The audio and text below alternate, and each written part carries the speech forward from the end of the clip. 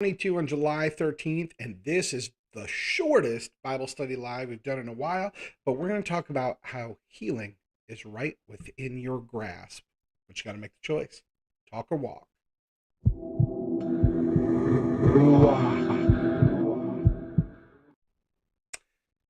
Hey, thanks for joining me for the shortest Bible study live that we've done this year, probably ever. But it's going to be a short one because I've got a meeting I got to jump into, but I want to share something with you that I believe can change your life.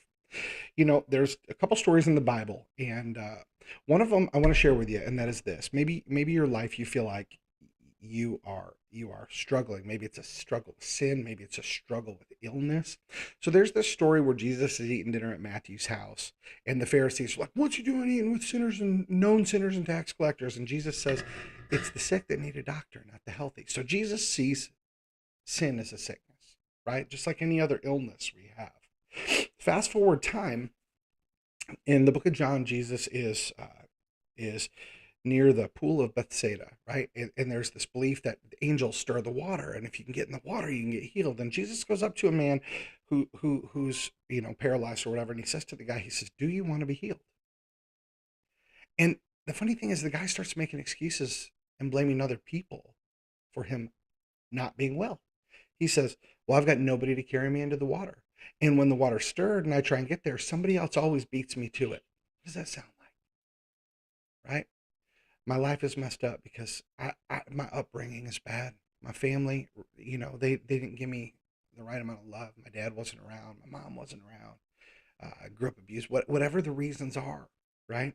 That we go, I can't have a good life because blank. And it's interesting because when Jesus didn't ask this guy, "Hey, why aren't you well?" He said, "Do you want to be?" And I think oftentimes when we try and look at our problems, we fail to ask ourselves, "Hey, do I really want my life to be better?" Jesus, Jesus equated sin to sickness, so he treated it the same way that he treated a physical ailment, a sickness. He looked at it as something that needed to be healed. You know, at the dinner party in Matthew's house, when the Pharisees, the religious leaders, were like, "Hey, why is he eating with them?" He's like, "It's the sick that need a doctor, not the whole." Right? And then at the pool of Bethsaida, "Hey, do you want to be well?" And the guy's like, "Man, I got nobody to carry me down. When I try and go in the water, when the angels stir the water, somebody always beats me to it."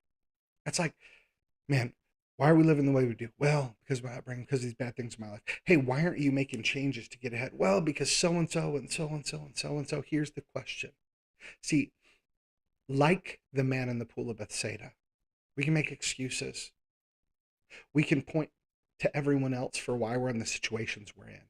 Now, I'm not saying that they don't play a part. The guy didn't lie to Jesus about saying, nobody's there to carry him down, and every time he tries to go down, somebody else gets in there. But here's the thing. I want to encourage you with this.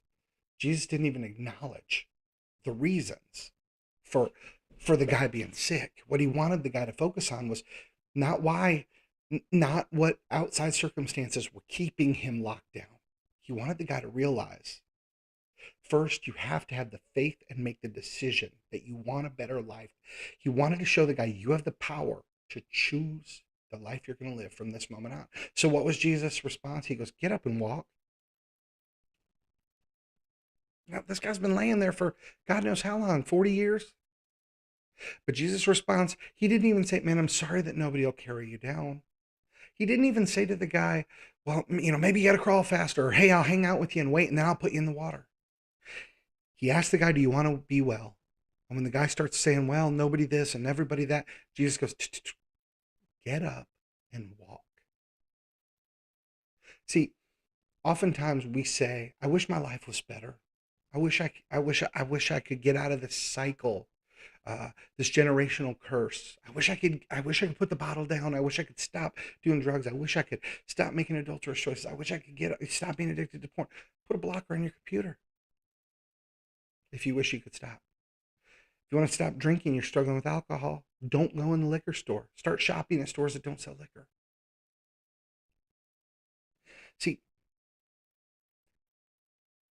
God gave us an amazing brain and he gave us free will because he knew that, as Jesus said, the faith of a mustard seed can move a mountain.